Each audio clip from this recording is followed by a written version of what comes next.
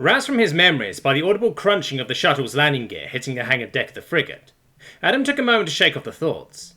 The mood of the team was still sombre after the botched operation. Everyone's mind still clearly set on the soon-to-be exclusion zone miles below. His eyes flicked to the red light just above the shuttle door, indicating, as he had been told before, that the hangar was still pressurizing from their arrival. As it changed to green, the members of Pod 7 stood up and faced the sliding door in unison. It was a familiar motion to Adam, obviously reminiscent of the way he had departed helicopters and C-130s before.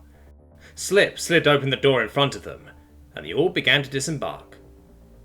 As they walked through the hangar after disembarking the ship, Popper's brown and red tattooed suit slid beside Adam. She pulled off her helmet, holding it by the crook of her elbow against her left side, her laser rifle clutched at a point near the middle by her large hands. She leaned down and said in a slightly hushed tone, at least for her, "What you did back there, with the rifle, reminded me a lot of Needle." Her tone was surprisingly mature and somber for her normally jovial personality as she continued. "Grim might not say it, so I'm just gonna. I had my own reservations about allowing a hot piece of ass local joining the team before, but as far as I'm concerned, I wouldn't want to be on this team without you." Somewhat shocked by her blanket statement of approval, Adam fumbled with what to say. He'd never been a people person at large, and positive affirmation had never really been a part of his life, even growing up. Thanks, Papa, that means a lot.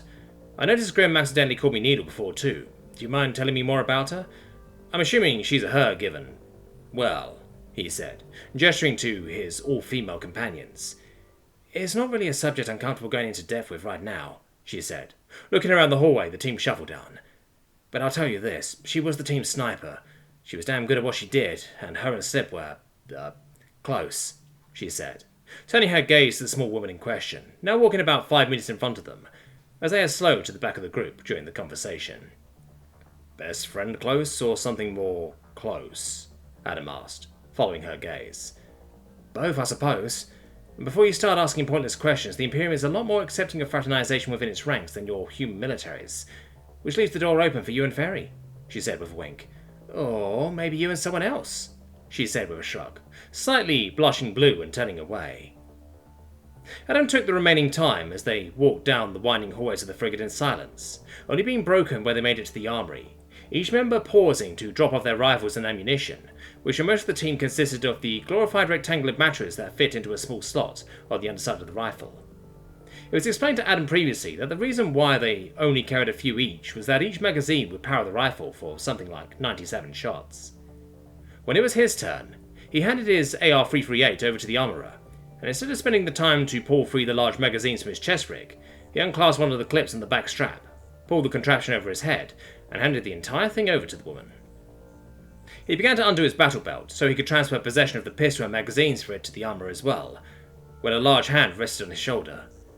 You're one of us now, said Popper, looking both proud and slightly sombre, and if you're one of us, that means you gotta look like one of us. If we all get to keep ours, so do you. You sure? He asked, this being only his second time on the ship. It seemed far too outside the normal bounds of protocol to allow a new asset to walk around armed in a secured area. I don't want to step on anyone's toes around here. Why would you step on someone's... Oh, right. It's one of those sayings that don't translate well. If you're asking if you'll piss some bitch off by being armed, the truth is you might. But equally as true is the fact that I'm the senior non-commissioned officer of this team, and as this entire ship is here to service and facilitate our team's operations, I'd love to see the fat cunt who has the tits to step to me. She said the last part with a smirk and crossed her arms across her chest. Adam just shrugged and reclassed his battle belt. Turning back to the door as the armourer took Popper's kit, he noticed that himself, Popper and Slip were the only ones still in the room. Slip was standing by the door, holding Adam's plate carrier in a loose grip at her side. He walked up to her and extended a hand, as she was clearly waiting to return the armoured vest to him. She looked up from the ground as she passed the carrier to him, making eye contact for a few seconds before turning and walking quickly out the door. Her eyes told him a story though. Something was eating at her. Adam, for all his density when it came to social niceties, was not an idiot. If he had to bet, she was making the same connections the Major and Popper had between Adam and her former lover. Adam knew it had to hurt, and for all that soldiers compartmentalized their feelings on violence, romance, and daily life, this whole situation had to be tonal whiplash for her in a way. Going from losing a lover to having a man who used to be affiliated with the kind of fighters who were responsible for killing Needle, fighting and standing beside her in less than a week was sure to put pressure on her psyche. Following her out, he was there through several hallways to the now familiar briefing room. He heard the shouting before the door even opened for Slip, several meters ahead of him. "Fucking goddess damn dick-sucking empress daughter of a stiffy-loving fuck!" The Major's voice rang clearly through the now open doorway. As he walked through, he was treated to a visual of the Major, now sans helmet, picking up a chair and hurling it into a wall, shattering it and twisting the metal as it impacted. The other members of the team were backed up against one wall as she let loose, clearly trying to impersonate wallpaper. "Major, calm down, what the fuck is up?" he asked, not appreciating his commanding officer throwing a temper tantrum over a single failed operation. "What the fuck is up?" she asked incredulously. "What the fuck is up is that I've got 2 botched operations in less than a week, each more spectacular than the last, a goddamn exclusion zone being set up on the site of my last operation, and now the High Governess of Earth is sending me damn missives over the net." She said the last part, practically hurling her omnipad at Adam. He dropped his carrier, smashing into his booted feet uncomfortably as he reached to catch the rectangular device. He caught it and looked at the vaguely runic writing of the Shulvanti language. His spoken shill was leaps and bounds better than his written, and he could only make out a few words. Forgive me, ma'am, but reading shill isn't exactly a strong suit of mine. Would you clarify what exactly this says?" he asked, doing his best to sound respectful towards the incensed officer. "In short," she said, visibly working to calm herself and sweeping her hand through her black hair, "it says that the governess has decided we are no longer welcome on her world, effective immediately. As of right now, our ship is to return to Felyara, and the 6 of us," she said, gesturing to the now present team, "are to begin our 3 months of R&R portion before shipping off to another godforsaken hole in the Empire." "I apologize if I'm speaking out of turn, but that doesn't exactly sound like a bad thing," he said, meeting the Major's gaze. She sighed, lifting her head towards the ceiling, and took a deep breath before continuing. "For the rest of the team it might not be a bad thing, but for you and me it means we'll be under a whole ass load more scrutiny. Hell, if I manage to piss off the wrong bitch upstairs, it might mean me losing my position as team lead and catching a demotion. The ass chewing I'll receive, however, is certain." She sighed and continued. "For you, though, you won't get 3 months of R&R.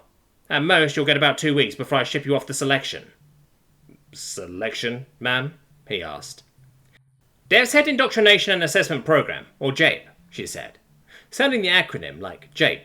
"Is a 2.5-month-long program that all recruits have to go through, regardless of direct recruitment or packet status. I'll tell you more later, but for now I want you to get settled in with the rest of the team. Popper, stay behind, I need to talk to you. Everybody else, dismissed." The whole team snapped to attention and smashed their fists to their chests, with Adam following shortly behind, noting the Shulvanti salute for what it was. Popper stepped to the side of where she stood in the doorway, allowing the lower enlisted of Pod 7 to exit the slightly trashed briefing room. He followed Ferry and Slip, while the mask-clad Classy followed behind him. To Adam's amusement, it almost looked like they were forming a bulwark around him as he passed down the hallways. They made it back to Pod 7's bay about 10 minutes later, and as Adam went to set down his carrier and cut his old bed, his arm was suddenly jerked to the side, eliciting an audible "gum" from his lungs, as he was dragged further into the room to a different empty bed by Slip. The nameplate on the bunk read Needle, and Slip pointed wordlessly to it as she returned to her own bunk next to his. Somewhat confused, Adam shrugged, and set his carrier at the foot of the bed on top of a small footlocker. Ferry's bed sat across from him, with her paused, halfway in the process of unzipping her armor as she gazed at him with a cocked head. He shrugged and made a face that said, "I don't know either," back at her. He stripped out of his top and ripped off the outer section of his battle belt, setting it across his carrier.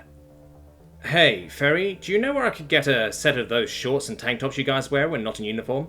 I've been wearing these damn combat pants for the better part of 4 days now, and I'd like to wash them," he asked the woman across from him. She opened her mouth to respond before Slip piped up, cutting her off. "I've got a spare pair you could use. I'm close to your size anyway," she said, opening her footlocker and passing Adam a grey top and black shorts. "Thanks," he replied, graciously taking the pre-offered clothing. "Next question is, where are the showers and laundry rooms?" "Showers are down the hall, 3 doors down on the left side. Laundry room is 1 door down from that." Slip paused to hand him a towel before continuing. "I warn you, the ship doesn't have designated male showers, though." Adam nodded, realizing it for the dangerous situation it was. Shaw had a tendency to be pushy when it came to pursuing men, and some of the horror stories surrounding off-duty Marines in green zones on Earth came to the forefront of Adam's mind. He was about to reconsider his stance on the shower when Ferry chimed in. "I'll join him. Maybe that will scare away any unwanted attention. You don't mind, do you, Adam?" In truth, he didn't. His 2.5-day romp with her in the mountains had left him with some complicated feelings that he didn't really want to broach right now. "I'm not shy," he replied with a smile. At that, Ferry blushed slightly and quickly made for the door. Adam followed her after briefly pausing to grab a spare pair of underwear from his old rucksack that still sat next to Cutter's bed. In silence, they walked down the hall and into a metal-walled room with partitions, clearly showers. Adam stood in front of one and stripped out of his clothes in short order, folding them in a neat pile with his boots and holster, still affixed to the velcro of the inner belt, on top of a sink, across from his borrowed gym clothes. Passing back to his selected partition, he glanced over to the now naked except for panties Farilla, who was doing her best to look anywhere but him. "What?" he asked her, doing his best to keep his gaze above her neck. She finally looked at him, her eyes noticeably flicked downward as she gulped audibly. When she finally resettled on his eyes, he noticed her gaze appeared hungry. "You, weren't kidding about not being shy, were you?" she asked, clearly trying and failing to maintain eye contact. Adam chuckled and slid the opaque black curtain back, stepping into his own shower before continuing. "Enough days spent in the field with a bunch of stinky dudes would do that to a guy," he replied, as he tried to wrap his head around the controls in front of him. The shower seemed to be operated by 2 sliding nubs, sitting inside recessed tracks on the wall on the far end of the probably 1 square meter shower. One had a red label sat affixed above it, with the other blue. Taking the universal sign for hot and cold water respectfully for what it was, Adam slid both to the midpoint, causing lukewarm water to fall on him.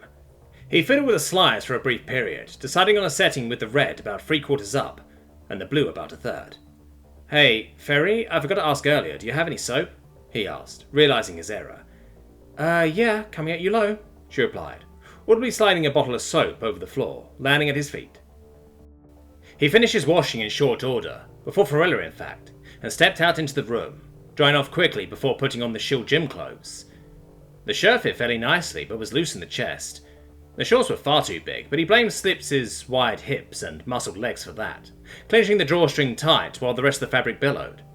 It took a moment to look himself in the mirror above the sink, it having been a long time since he had done so. His blonde hair had grown out noticeably from the high-end tide he used to keep it at, making him wonder if there was a barber on the ship. His beard, now grown out from a month without shaving, contrasted his hair, naturally coming in a reddish brown. A few streaks of grey had begun to appear in small patches on his cheeks and chin. He had aged significantly in just a few years, going from his usual baby-faced look to the skin being pulled tight across both his body and face. He wondered what, if any, regulations the Shulvanti military had on beards, when he heard a partition to his back and right open. Glancing at Ferry, it took a moment for him to process the scene being taken in by his eyes, as the blood left Adam's brain. Ferry was in the process of drying her hair violently, and it was doing lovely things to her wet, naked body.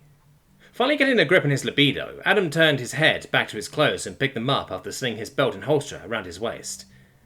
"I'm going to go throw this in the wash real quick and then meet you back in the bay, Ferry, alright?" he both told and asked her. "Sure, when I get back, want to hit the chow hall?" she asked, turning to him. His stomach grumbled audibly at the offer, and he realised that he hadn't eaten besides a small snack provided by Popper before they left for Cheyenne. "Dear God, you have no idea," he said with a smile, glancing at Ferry before walking out the door. Finding the washroom next door, he was surprised by how similar the machines looked to the ones on Earth. Moving to what he assumed was a washer, he threw his socks, pants, undershirt and flannel into the washer before looking at the control panel. He spent a few seconds trying to decipher the Shulvanti text next to the knob before finding the word light. Since he only had a few clothes, he took a large bottle of soap from a shelf above and behind the machine and poured a reasonable amount in. Closing the lid and hitting the start button, he audibly heard the machine start and turned to leave, and he stopped dead in his tracks as 3 armor-clad Marines stood in the doorway with bags of laundry. "Holy shit! I heard the spooks brought a human on board, but I didn't believe the rumours," said the Marine in the front. "Ah, fuck," he thought. "This is going to be fun."